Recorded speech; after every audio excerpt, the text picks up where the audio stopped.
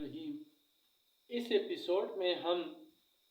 یزید کے بعد کے واقعات پڑھیں گے اور سب سے پہلے عبداللہ بن زبیر رضی اللہ تعالیٰ عنہ کے بارے میں پڑھیں گے۔ جیسے کہ میں پہلے بتا چکا ہوں کہ جب حضرت امام حسین رضی اللہ تعالیٰ عنہ شہید ہو گئے، مکہ اور مدینہ میں جب اس کی خبر پہنچی تو تمام لوگ بکھر گئے، گھر گھر ماتم شروع ہو گیا کہ اتنا بڑا تاریخ کا ظلم ہو گیا۔ اس وقت عبداللہ بن زبیر نے اپنی خلافت کا اعلان کیا، اور عبداللہ بن زبیر جو تھے یہ مشہور صحابی زبیر بن عوام کے بیٹے تھے، اور یہ نبی کریم صلی اللہ علیہ وآلہ وسلم کے پھپھیرے بھائی تھے، اور ان کی ماں کا نام اسما تھا۔ یہ حضرت ابوبکر صدیق رضی اللہ تعالیٰ عنہ کی سب سے بڑی بیٹی تھیں، حضرت عائشہ کی بہن تھیں، اور یہ نبی کریم صلی اللہ علیہ وآلہ وسلم سے ان کا خصوصی تعلق تھا، اور جنگ جمل میں بھی انہوں نے اپنی خالہ حضرت عائشہ کی حمایت میں پیش تھے، ان کی حفاظت میں بہت زیادہ انہوں نے بہادری دکھائی تھی، اور سارے بدن جو ہے وہ زخموں سے چور چور ہو گیا تھا۔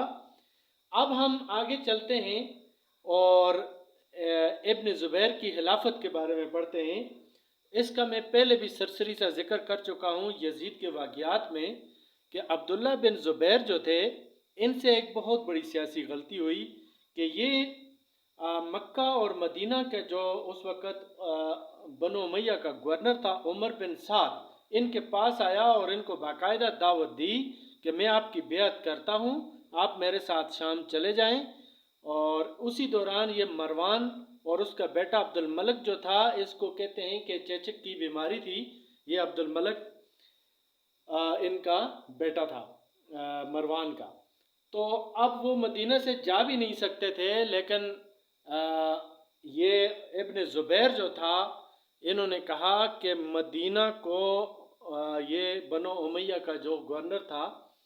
جو فوج لے کر آیا تھا، یہاں پہ قتل و غارت کی گئی، عورتوں کی بے حرمتی کی گئی، تو میں ایک ایک مدینے کا جو بندہ شہید ہوا ہے ایک کے بدلے جب تک میں 10 شامیوں کو قتل نہ کر دوں اس وقت تک مجھے چین نہیں آئے گا، لہٰذا یہ اپنی بات پر اٹے رہے۔ اور اسی دوران یہ جو مروان اور اس کا بیٹا عبد الملک جو تھا اس کو بھی انہوں نے نکال دیا شہر سے، اور یہ ان کی بہت بڑی غلطی تھی۔ حالانکہ مروان جو ہے بالکل ان کی بیعت کرنے کو تیار تھا، اگر مروان بیعت کر لیتا تو آج تاریخ اسلام کچھ اور ہوتی، اور یہ جو بنو امیہ کے جو خلیفہ تھے یا یہ جو تھے ان کا نام و نشان بھی نہ ہوتا۔ بہرحال وہاں سے جب مروان اپنے بیٹے کو لے کر نکلا تو بعد میں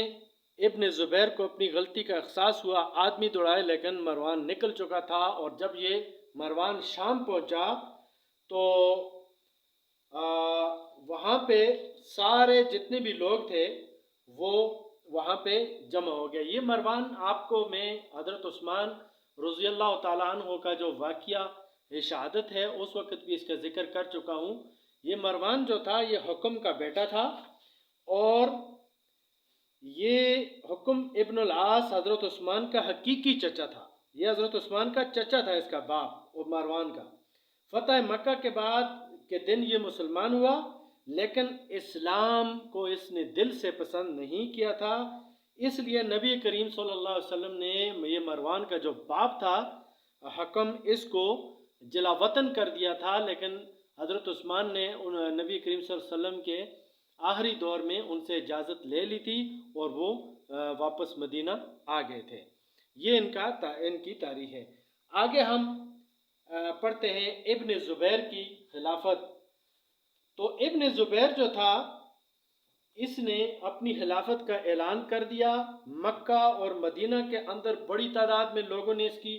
ہاتھ پر بیعت کی، اور اسی طریقے سے اور بھی بہت سارے علاقوں کے لوگ جو تھے انہوں نے ان کی بیعت کی۔ ابن زبیر کے ساتھ بہت سارے لوگ ہو گئے، خود بنو امیہ کے پائے تخت شام میں اردن کے والی حسان بن بہدل کے علاوہ باقی تمام صوبوں کے حکام اور معاہدین ابن زبیر کے حامی اور مددگار بن گئے تھے۔ البتہ بصرہ میں عبید اللہ بن زیاد نے صورتحال کو سنبھالنے کی کوشش کی اور لوگوں کو جمع کر کے تقریر بھی کی، اور اس طرح یہ لوگوں کو ڈرا دھمکا کر بیعت سے باز رکھا۔ بہرحال بعد میں بصرہ والے جو تھے وہ اس سے منحرف ہو گئے، اور کوفہ والے بھی، اور بعد میں اتنے زیادہ یہ عبید اللہ بن زیاد کے مخالف ہوئے کہ عبید اللہ بن زیاد کو کوفہ چھوڑ کے بھاگنا پڑا۔ اب ہم آتے ہیں شام میں مروان کی بیعت کے بارے میں، شام میں مروان کا قبضہ اور شام میں مروان کی بیعت۔ تو مروان جو تھا یہ سیاسی طور پر جب بنو امیہ نے دیکھا کہ ہمارے خاندان میں بنو امیہ میں صرف مروان ہی ایک ایسا شخص ہے جو خلافت کے قابل ہے، جبکہ یزید کا جو بیٹا ہے ایک معاویہ جو ہے اس نے تو انکار کر دیا، خالد جو تھا وہ بہت ہی چھوٹا تھا، اس لیے شام میں مروان کی بیعت ہوئی۔ بنو امیہ کے جتنی چوٹی کے لوگ تھے سب نے اس کی بیعت کی، اس کو خلیفہ مانا۔ مقام جابیہ میں بنو امیہ کے حامیوں کی ایک کانفرنس منعقد ہوئی، اس میں اموی حکومت کے تمام ارکان و معاہدین اور سرداران قبائل جمع ہوئے۔ کئی ہفتوں کے بعد انہوں نے اس پر مروان کو اپنا خلیفہ منتخب کیا۔ مروان کی بیعت سے بنو امیہ کی گرتی ہوئی عمارت کو سہارا مل گیا۔ اس کے بعد مرج راحت کا فیصلہ کن مارکہ اور شام پر مروان کا قبضہ۔ بنو امیہ کے پائے تخت دمشق پر ابن زبیر کے حامی اور قبیلہ کیس کے سردار ضحاک بن قیس کا قبضہ تھا۔ انہوں نے شروع میں بنو امیہ کی بڑی مخالفت کی تھی، لیکن حالات کا رخ دیکھ کر پھر ان کی طرف مائل ہو گئے تھے، اور جابیہ کانفرنس کے معجزین میں بھی یہ شامل تھے، لیکن بعد میں پھر خلاف ہو گئے۔ اور اس کے بعد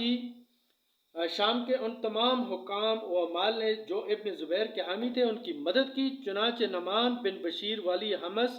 ظفر بن حارث والی کنسرین اور اسی طرح والی فلسطین نے اپنی اپنی فوجیں بھیجیں۔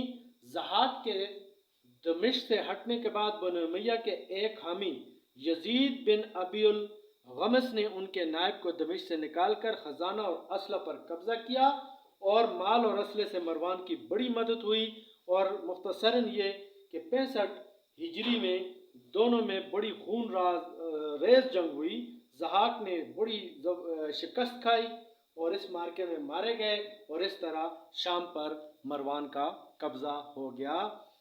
اس کے بعد مصر پر قبضے کا حال پڑھتے ہیں۔ شام پر قابض ہونے کے بعد مروان نے مصر پر فوج کشی کی، ایک طرف سے خود بڑھا اور دوسری طرف سے عمر بن سعید کو روانہ کیا۔ مصر کی حدود میں داخل ہونے کے بعد ابن زبیر کا مصری دائی عبد الرحمن بن حجدم مقابلے کے لیے نکلا۔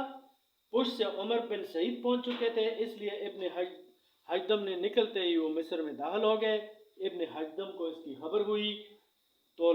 لڑنا بیکار سمجھ کر مروان کی بیعت کر لی۔ اس طرح مصر بھی مروان کے قبضے میں آ گیا۔ اس کے بعد ہم آتے ہیں ولی عہدی میں تغیر۔ مروان کے بعد الگ ترتیب خالد بن یزید اور عمر بن سعید والی نامزد ہوئے تھے، لیکن چند مہینوں کے بعد مروان نے ان دونوں کو ولی عہدی سے خارج کر کے اپنے لڑکے عبد الملک اور اس کے بعد عبد العزیز کو ولی عہد بنا دیا۔ تو اس بات کا یزید کی جو بیوی تھی، جس بیوہ سے اس نے مروان نے شادی کی تھی، تو اس کو بڑا صدمہ ہوا، اور یہ خالد کی ماں تھی، اور ایک دفعہ کہتے ہیں کہ اس کی بیوی ام خالد اس نے یا تو زہر دے دیا۔ اس کی وجہ یہ بھی بیان کی جاتی ہے کہ مروان کو سیاسی حالات کی بنا پر مجبور ہو کر خالد بن یزید کو ولی عہد ماننا پڑا تھا، لیکن اس کی ولی عہدی اس کی نگاہ میں برابر کھٹکتی تھی، چنانچہ خالد کی تذلیل کے لیے اس کی بیوہ ماں سے شادی کر لی، اور ایک موقع پر اس نے اعلانیہ خالد اور اس کی ماں دونوں کے لیے نازیبا کلمات استعمال کیے۔ خالد اپنی ماں سے اس کی شکایت کی، اس نے زہر دے کر یا گلا گونٹ کر مروان کو قتل کر ڈالا، اور اس طرح 685 میں مروان کا خاتمہ ہو گیا۔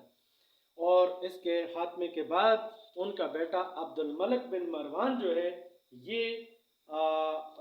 حکومت سنبھالتا ہے، خلیفہ بنتا ہے عبد الملک بن مروان، جس کا دور حکومت 685 سے 707 عیسوی تک رہتا ہے، لمبے عرصے تک۔ اور یہ بنو امیہ کا جو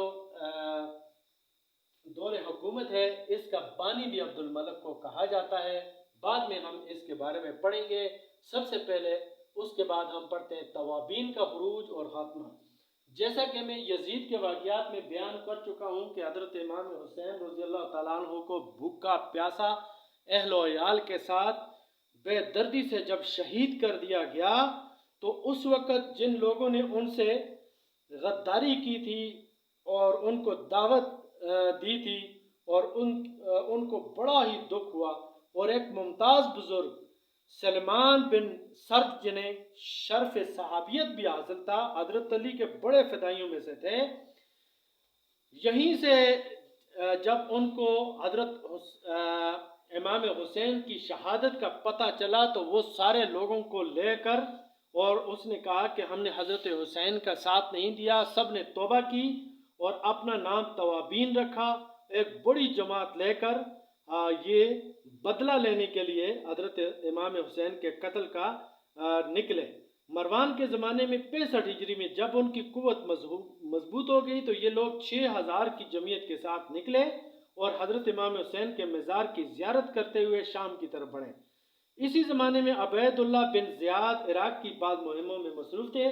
اس لیے اس کا اور توابین کا سامنا ہو گیا۔ دونوں میں بڑی خون ریز جنگ ہوئی، توابین بڑی جان بازی سے لڑے، لیکن آخر میں شکست ہوئی۔ سلمان بن سرد اور ان کے تمام بڑے بڑے لوگ اسی دوران شہید کر دیے گئے۔ اب ہم مختار بن ابی عبید ثقفی کے بارے میں پڑھتے ہیں۔ مختار بن ابی عبید ثقفی کے بارے میں پڑھتے ہیں۔ یہ مختار 66 ہجری میں ایک شخص ہے جس کا نام مختار بن ابی عبید ثقفی، یہ خون حسین کے انتقام کی دعوت لے کر اٹھا، اور چونکہ یہ واقعہ کربلا ایک ایسا واقعہ تھا کہ ہر مسلمان کے دل جو تھا وہ غمگین تھا، اس لیے بڑی تعداد میں لوگ اس کے ساتھ شامل ہو گئے، اور اس نے کیا کیا کہ پورے عراق پر اس کا قبضہ ہو گیا۔ اور اسی زمانے میں عبداللہ بن زبیر کا زور تھا، اس لیے یہ مختار ثقفی جو تھا، یہ مختار بن ابی عبید ثقفی، تو اس نے ابن زبیر جو تھا عبداللہ بن زبیر، اور اس کے ساتھ بھی الحاق کیا کہ میں آپ کی حمایت کرتا ہوں، اور عراق پر قبضہ کرنے کے بعد میں آپ ہی کا ساتھ دوں گا۔ تو اس کے بعد حضرت زین العابدین سے انہوں نے سرپرستی حاصل کرنے کی کوشش کی، لیکن انہوں نے اس تحریک کے اس کو پتہ تھا کہ اس کے قائد گمراہ کن ہیں اور یہ اپنے مقصد کے لیے مختار بن ابی عبید جو ہے وہ کام کر رہا ہے، اس لیے انہوں نے انکار کر دیا۔ اس کے بعد ان کے ستیلے چچا محمد بن حنفیہ سے سرپرست بننے کی درخواست کی۔ امام زین العابدین کو معلوم ہوا تو انہوں نے ان کو روکا، اس نے محض لوگوں کو اپنے دام میں پھنسانے کے لیے محب اہل بیت کا روپ بدلا ہے، لیکن انہوں نے بہرحال ان کی درخواست قبول کر لی، اور اس طرح بڑی تعداد میں لوگ ان کے ساتھ شامل ہوتے گئے، اور انہوں نے اب حسین کے قاتلوں کا انتقام۔ اب اس کے بعد ہم پڑھتے ہیں، اس نے بڑے علاقے پر قبضہ کرنے کے بعد کیا کیا کہ کوفہ کے اندر وہ لوگ جنہوں نے امام حسین کو قتل کیا تھا، شہید کیا تھا، چن چن کر قتل کرنا شروع کر دیا، اور یہاں ان میں شمر، ذوالجوشن، ہولی اصبہی، عمر بن سعد، عبید اللہ بن زیاد وغیرہ سارے، اور عبید اللہ بن زیاد جو ہے فوج لے کر آیا، اور ابن زیاد کو بھی یہ مختار ثقفی نے جس نے امام حسین کو شہید کرنے کے لیے فوج بھیجی تھی، اس کو بھی قتل کر کے اس کا سر جو ہے کاٹ کے ابن زبیر کے پاس بھیج دیا گیا۔ یہ جو ہے جتنے بھی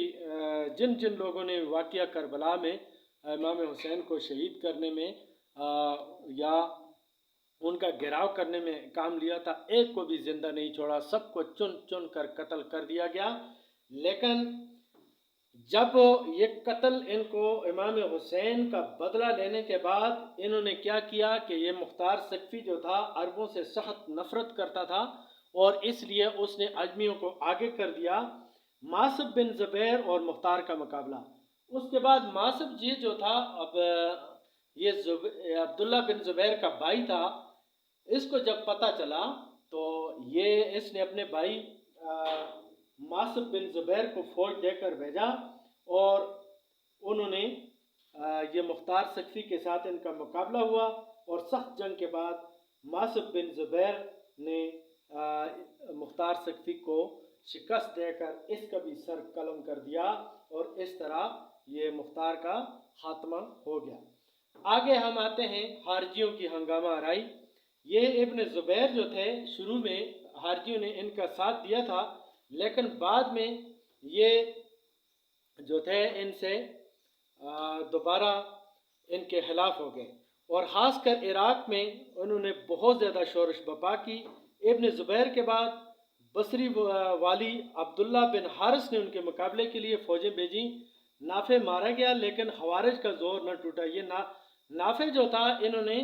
بڑی زبردست مارکہ آرائیاں کر کے کافی حد تک جو تھا یہ خارجیوں کا کلا کما کیا، لیکن بعد میں یہ بھی مارے گئے۔ اور اس کے بعد محلب بن ابی صفرہ کو خارجیوں کے مقابلے کے لیے بھیجا۔ انہوں نے بڑی خون ریز لڑائیوں کے بعد، جس میں فریقین کے بہت سے لوگ مارے گئے، بصرہ سے خارجیوں کو ہٹایا۔ یہاں سے ہٹنے کے بعد وہ فارس کی طرف نکل گئے، لیکن آخرکار ان کو شکست دے دی ابن زبیر نے، اور اس طرح ان کا خاتمہ ہو گیا۔ آگے ہم پڑھتے ہیں عمر بن سعید کا قتل۔ یہ عمر بن سعید جو تھا، یہ عبد الملک کا کزن تھا، لیکن اندرونی طور پر یہ عبد الملک کا خلاف تھا۔ اس لیے عبد الملک نے کیا کیا کہ اس کو ایک دن بلا کر اپنے دربار میں لوگوں کو سمجھایا اور اس کو قتل کر دیا۔ اس طرح عمر بن سعید کے قتل ہونے کے بعد عبد الملک کے راستے کی تمام رکاوٹیں ختم ہو گئیں، اور عبد الملک بن مروان جو تھا اسلامی سلطنت کا واحد خلیفہ بن گیا۔ اس کے بعد بصرہ پر عبد الملک کا قبضہ۔ پھر اس کے بعد یہ عبد الملک نے بصرہ پر بھی قبضہ کر لیا، اور پھر آخر میں اس نے حجاج بن یوسف کو بھیجا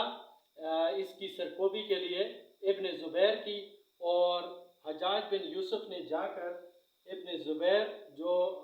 خانہ کعبہ کے اندر، جو مکہ میں کعبہ کے اندر تھے، اس کا محاصرہ کیا، اور ابن زبیر کو چاروں طرف سے گھیر لیا۔ یہ محاصرہ کافی دنوں تک جاری رہا، اور یہاں تک کہ کئی لوگ 71 ہجری میں اس نے حجاج بن یوسف ثقفی نے چاروں طرف سے اس کو گھیر لیا تھا، اور یہ حجاج بن یوسف نے پتھراؤ کیا، اور اسی طریقے سے خانہ کعبہ کے اندر کہتے ہیں کہ آگ لگ گئی۔ حضرت ابراہیم علیہ السلام نے جو دمبا ذبح جنت سے آیا تھا ذبح کیا، اس کے سینگ بھی جل گئے۔ اس بارے میں بھی یہ کہا جاتا ہے کہ اس نے خانہ کعبہ پہ اتنا زیادہ پتھر برسائے۔ ابن زبیر جو تھے مقابلہ کرتے رہے۔ آخر میں ان کی ماں اسما جو تھی وہ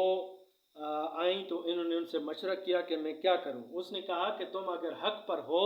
تو ڈٹے رہو، اگر حق پر نہیں ہو تو عبد الملک کی بیعت کر لو۔ تو اس نے کہا کہ بنو امیہ والے میری لاش کو سولی پہ لٹکا کر میری توہین کریں گے۔ تو اس کی ماں نے کہا بیٹا، ذبح ہونے کے بعد بکری کی کھال کھینچنے سے تکلیف نہیں ہوتی، جاؤ خدا سے مدد مانگ کر اپنا کام پورا کرو۔ اور اس کے بعد کہا جاتا ہے کہ 73 ہجری میں ابن زبیر جو تھے وہ مقابلے کے لیے نکلے، چند ایک لوگ ان کے ساتھ تھے، بڑا شدید مقابلہ ہوا، اور ابن زبیر اس میں شہید ہو گئے، اور ان کا جو خدشہ تھا صحیح ثابت ہوا۔ حجاج بن یوسف نے 3 دن تک اس کی لاش کو یہ مکہ کے اندر لٹکائے رکھا، اور بعد میں عبد الملک نے پھر آرڈر دیا اور اس کی لاش اس کے ورثاء کے حوالے کی گئی۔ تو یہ اس طرح عبداللہ بن زبیر جو تھے وہ ان کی حکومت کا خاتمہ ہو گیا، لیکن یہ بڑا ہی نڈر انسان تھا، بڑا بہادر انسان تھا۔ اس نے اپنے دور حکومت میں خانہ کعبہ کی تعمیر بھی کی، اور یہ بہت ہی نیک خصلت انسان تھا، نبی کریم صلی اللہ علیہ وآلہ وسلم سے خصوصی محبت رکھتے تھے، اور حق گوئی ان کے اندر تھی، مالی حالت بھی بہت اچھی تھی، لیکن اور یہ واحد شخص تھا جس نے بنو امیہ جیسے بہت بڑے خاندان کی اتنے عرصے تک مخالفت کرتے رہے، اور اتنے عرصے تک گورنمنٹ کی، یہ تھا ان کا احوال۔ اور اب انشاءاللہ یہ اگلے ایپیسوڈ میں عبد الملک بن مروان کی خالص دور حکومت جو ہے وہ ہم پڑھیں گے، اس کے بعد کے حالات نیکسٹ ایپیسوڈ میں